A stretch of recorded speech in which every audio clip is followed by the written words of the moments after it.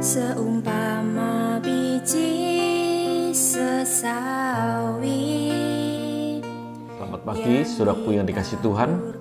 Kembali kita dalam renungan pagi hari ini dengan tema yang baru, yaitu menjadi terang di zaman akhir.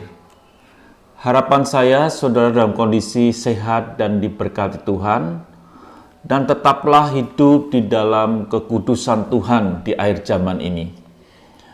Saudaraku yang kasih Tuhan, dengan tema ini, saudara pasti sudah tahu bahwa apa yang sedang terjadi menjadi terang di zaman akhir, berarti pada zaman-zaman ini disebut dengan zaman yang gelap. Gelap bukan berarti bahwa kondisi memang gelap gulita, tidak, tapi situasi yang sulit atau situasi yang sukar sehingga disebut dengan sesuatu yang gelap. Dan saudaraku yang kasih Tuhan, kondisi apa sih yang sedang terjadi di akhir zaman yang tertulis di dalam Alkitab di dalam 2 Timotius 3 ayat yang pertama? Ketahuilah pada hari-hari terakhir akan datang masa yang sukar. Jadi pada akhir zaman ini akan ada masa sukar, dan itulah yang disebut dengan kondisi yang gelap. Lalu apa yang harus terjadi dengan anak-anak Tuhan di masa yang sukar itu? Bukan kita bersembunyi, tetapi kita harus menjadi terang atau menerangi kegelapan ini. Lukas 12 ayat yang ke-35 dikatakan, hendaklah pinggangmu tetap berikat dan pelitamu tetap menyala. Orang yang mau bekerja itu pinggangnya harus terikat. Artinya bahwa di tengah-tengah kegelapan situasi dunia ini, kita harus tetap bekerja dan menjadi terang.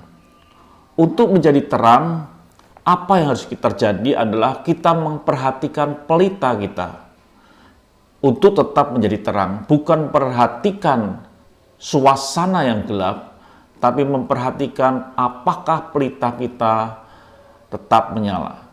Dan pagi ini kita belajar di Efesus 5 ayat yang ke-15 sampai ayat yang ke-21 untuk beberapa hari ke depan.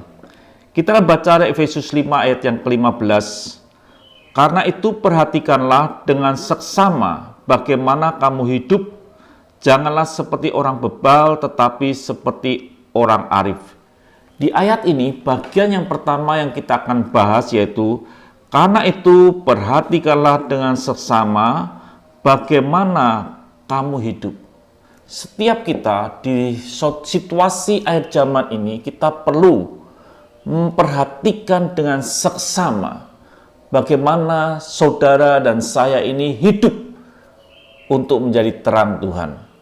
Memperhatikan pribadi kita, memperhatikan cara hidup kita. Artinya hidup kita ini harus bijaksana untuk kita tetap menjadi terang di tengah-tengah dunia yang sukar ini. Di tengah-tengah situasi yang sulit ini, kita tetap bijaksana dengan hidup ini supaya kita ini bisa menjadi terang di tengah-tengah kegelapan. Caranya itu perhatikan hidup kita. Perhatikan gaya hidup kita.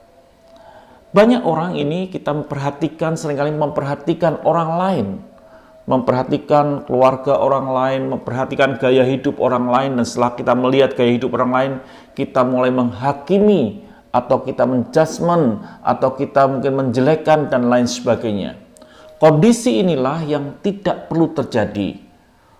Apa yang terjadi dengan orang lain, itu bagian orang lain. Bagian kita adalah memperhatikan gaya hidup kita, supaya kita tetap menjadi terang di tengah-tengah kegelapan. Jadi itu yang harus kita perhatikan. Perhatikan pelita kita, bukan situasi gelapnya, tapi perhatikan pelita kita supaya tetap menyala. Matius 7 ayat yang ketiga dikatakan, mengapakah engkau melihat selumbar di mata saudaramu, sedang balok di dalam matamu tidak engkau ketahui? Artinya bahwa seringkali kita hanya melihat kesalahan orang lain tanpa melihat apa yang terjadi di dalam hidup kita. Jadi di dalam hidup kita ini, di situasi yang sulit ini, saudara harus tetap memperhatikan hidup kita supaya kita ini tetap menyala. Hidup kita ini tetap bercahaya untuk menjadi terang di zaman akhir ini. Filipi 4 ayat yang kelima dikatakan, hendaklah kebaikan hatimu diketahui semua orang, Tuhan sudah dekat. Kebaikan kita itu diketahui oleh banyak orang, semua orang. Karena apa? Tuhan sudah dekat. Apakah kebaikan kita ini hari-hari ini bisa dinikmati oleh orang lain yang mungkin ada di dalam kegelapan?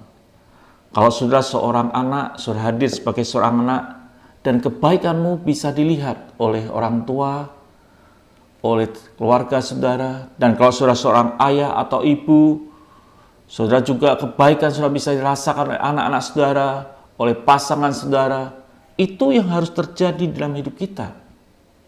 Itu artinya bahwa kebaikan kita bisa diketahui oleh semua orang. Jadi saudara kasih Tuhan, arti menjadi terang di zaman akhir yaitu membuat pelita kita tetap menyala dengan cara memperhatikan hidup kita supaya kebaikan kita bisa dilihat oleh semua orang. Karena apa? Tuhan sudah dekat. Itu yang dapat saya sampaikan pada hari ini, renungan pagi ini. Tetaplah saudara menjadi terang dengan kebaikan saudara bisa diketahui oleh semua orang, dan perhatikan saudara hidup. Bagaimana saudara hidup pada akhir zaman ini. Menjadilah bijak. Sampai jumpa esok pagi. Tuhan memberkati.